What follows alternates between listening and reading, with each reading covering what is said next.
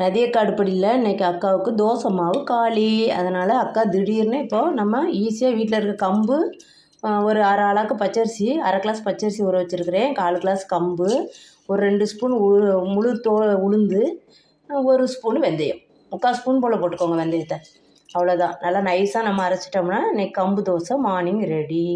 Night தான் அக்கா ஊற வச்சு ஃப்ரிட்ஜில் தூக்கி வச்சுட்டேன். வெளியே வச்சா அப்படி நுறையா புளிச்சு நுர கூடும் இந்த கம்பு போட்டிருக்கனால. அதனால் அக்கா வந்து நைட்டு எல்லாம் அளவு போட்டு தண்ணி ஊற்றி ஃப்ரிட்ஜில் வச்சுட்டு இப்போ தான் எடுத்துகிட்டு வந்திருக்கிறேன். இது அரைப்போம்.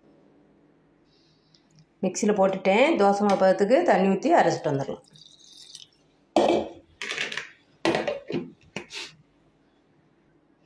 இது கூட என்ன சேர்த்து அரைக்கணும்னு பாருங்கப்பா. ஒரு 2 காஞ்ச மிளகா வச்சுருக்கேன், கொஞ்சம் ஒரு பல் பூண்டு, பெரிய பல், 1/4 ஸ்பூன் சோம்பு, 1/4 ஸ்பூன் தான் எடுத்துருக்கேன் சோம்பு. ரொம்ப போட்டால் வாசனை பிடிக்கிறவங்க கூட கொஞ்சம் போட்டுக்கோங்க. இது ஒரு அரை ஸ்பூன் கல் உப்பு. இப்போ எல்லாத்தையும் சேர்த்து நைஸாக அரைச்சிட்டு வந்துடலாம். நைஸ் வேணாம், தோசை ஊற்றுற அளவுக்கு மாவு இந்த பதத்துக்கு அரைச்சிக்கோங்க, போதும். அவ்வளோதான். நம்ம ஒரு பாத்திரத்தில் ஊற்றிட்டு இன்னொரு ஷிஃப்ட்டு அக்கா அரைக்கணும். அவ்வளோதான் அக்கா, 2 ஷிஃப்ட்டும் அரைச்சிட்டேன். நல்லா தோசை மாவு பார்த்து கலக்கி வச்சுக்கலாம்.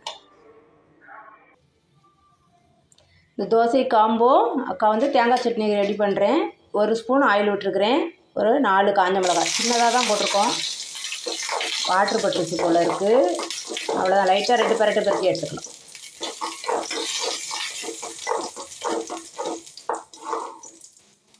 போதும்.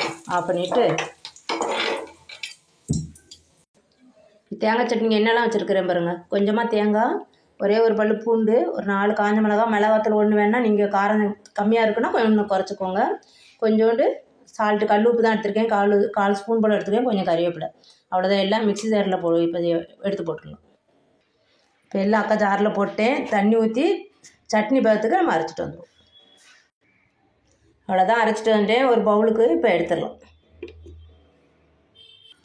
அவ்வளோதான். இப்போ சட்னி உங்களுக்கு எவ்வளோ தண்ணி தேவைப்படுதோ அப்படி கரைச்சி வச்சுக்கோங்க. இப்போ சின்னதாக ஒரு தாளிசம் போட்டுடலாம். 1 ஸ்பூன் தான் அக்கா ஆயில் விட்டுருக்குறேன். அதில் ஒரு 1/4 ஸ்பூன் கடுகு, 1/4 ஸ்பூன் உளுத்தம்பருப்பு. கொஞ்சம் சவக்கட்டும். அவ்வளோதான். உளுந்து சவந்துருச்சு. அடுப்பை ஆஃப் பண்ணிவிட்டு கொஞ்சமாக கறிவேப்பிலை போட்டு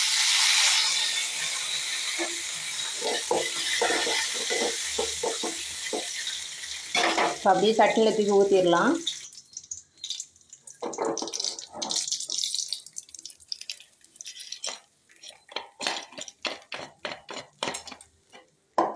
அவ்வளோதான். நம்ம இப்போ தோசை ஊற்ற ஆரம்பிப்போம்.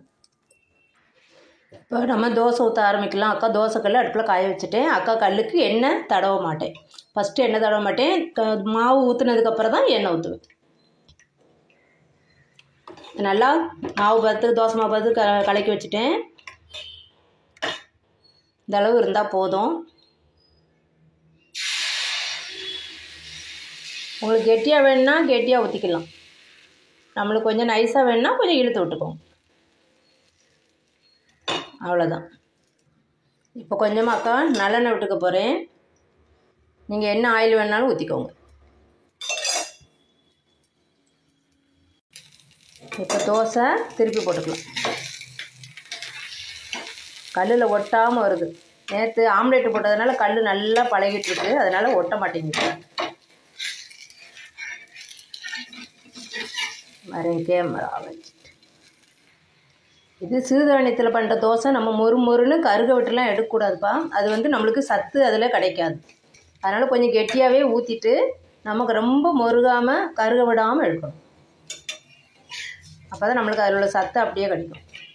அவ்வளோதான். இப்போ நம்ம எடுத்துடலாம். நைட்டு ஊற வச்சிட்டிங்கன்னா 2 மினிட்டில் செஞ்சிடலாம். இது ரொம்ப டேஸ்டியான இந்த காம்போ சட்னி, இந்த தேங்காய் காஞ்ச மிளகா போட்டு வைக்கிற சட்னி ரொம்ப டேஸ்டியாக இருக்கும். செஞ்சு பாருங்கள். பார்த்துட்டு அக்கா கமெண்டில் எப்படி இருக்குன்னு சொல்லுங்கள். ரதியக்கா அடுப்படிக்கு சப்ஸ்கிரைப் பண்ணுங்கள், லைக் பண்ணுங்கள், ஷேர் பண்ணுங்கள். தேங்க்யூ.